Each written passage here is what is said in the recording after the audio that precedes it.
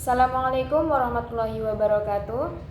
Di sini saya akan mereview 3 tokoh dalam film Bila Esok Ibu Tiada dengan teori psikologi kepribadian. Yang pertama ada sosok Rahmi. Jadi Rahmi ini sebagai seorang ibu memiliki sifat lemah lembut dan penuh kasih sayang terhadap anak-anaknya. Beliau juga menunjukkan sikap kuat yang mana ia selalu ingat dan menekankan pesan suaminya, yaitu untuk selalu sabar dan tabah dalam menjalani hidup.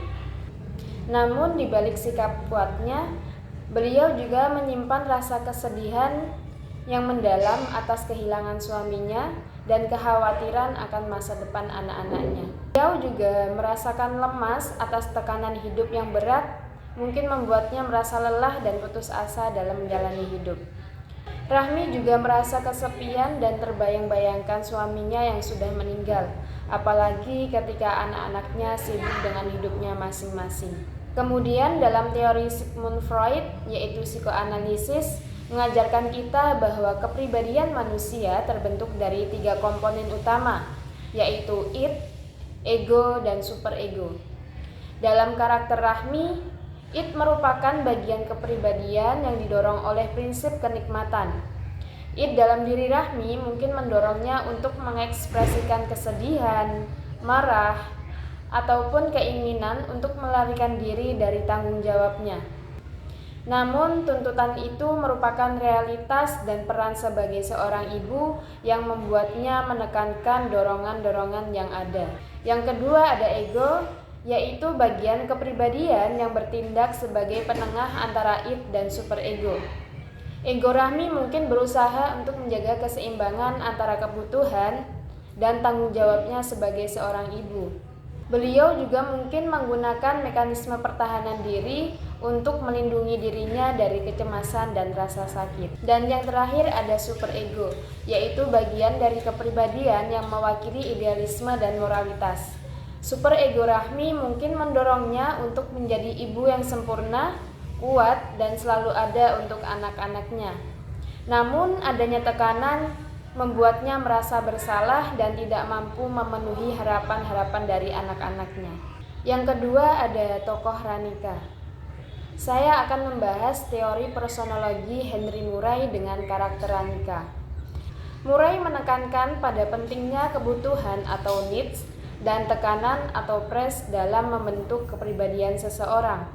Kebutuhan adalah dorongan internal yang memotivasi individu, sementara tekanan merupakan kondisi eksternal yang mempengaruhi pemenuhan kebutuhan tersebut. Kebutuhan atau needs yang mungkin dimiliki oleh Ranika antara lain kebutuhan akan prestasi. Ranika menunjukkan dedikasi yang tinggi dalam mengurus keluarga dan menyelesaikan tugas-tugasnya.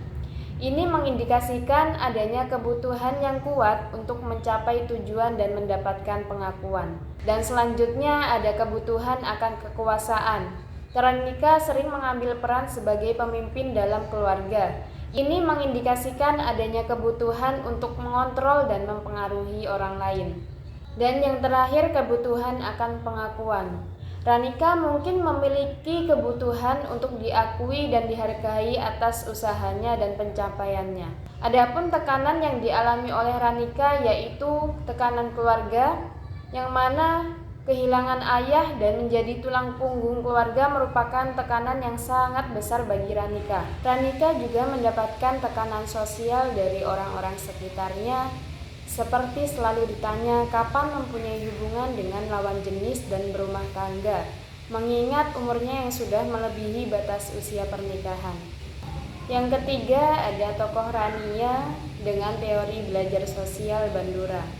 Albert Bandura mengemukakan teori belajar sosial yang menekankan bahwa perilaku manusia dipelajari melalui pengamatan dan imitasi terhadap model-model di lingkungan sekitar. Menurut Bandura, proses belajar sosial melibatkan 4 tahap utama, yaitu perhatian, retensi, reproduksi, dan motivasi. Sebagai anak ketiga, Rania mungkin sangat memperhatikan interaksi antara anggota keluarga, terutama bagaimana cara mereka mendapatkan perhatian dan pengakuan. Ia mengamati bagaimana kakaknya, yaitu Ranika, mendapatkan perhatian dan pujian karena tanggung jawabnya. Kemudian mungkin Rania juga menyimpan ingatan tentang perilaku-perilaku yang ia amati. Ia mungkin mengingat bagaimana cara kakaknya mendapatkan perhatian dari orang tua dengan cara yang tertentu. Kemudian Rania mungkin mencoba untuk meniru perilaku yang ia amati.